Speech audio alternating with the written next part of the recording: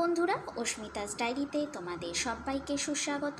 আজ আমি ফলি মাছ দ্বিতীয় পর্বের রেসিপি নিয়ে তোমাদের সামনে চলে এসেছি। অস্মিতাস ডায়েরিতে মাছগুলোকে ধুয়ে পরিষ্কার করে নুন হলুদ মাখিয়ে আমি ভেজে নিচ্ছি। তোমরা দেখতেই পাচ্ছ এই রেসিপিটা হচ্ছে চিতল ফলি মাছের জিরা পাতুরি।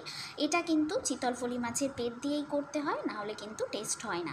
এরপর মাছ ভাজা তেল গরম হয়ে গেলে প্রথমেই জিরে ফোড়ন দিয়ে দিতে হবে। এরপরে আগে থেকে বেটে রাখা কাঁচা লঙ্কা, আদা, টমেটো আর জিরে বাটাটা দিয়ে দিতে হবে। ভালো করে কষানো হয়ে গেলে পরিমাণ মতো গ্রেভি করার জন্য আমি জল দিয়ে দেব। তারপরে গ্রেভিটা ফুটে উঠলে ভালো করে নাড়াচাড়া করে তারপরে চিতল ফলি মাছের ভেজে রাখা পেটগুলো দিয়ে দিতে হবে। এরপর ভালো করে ঝোল আর মাছটা ফুটিয়ে কষিয়ে নিতে হবে।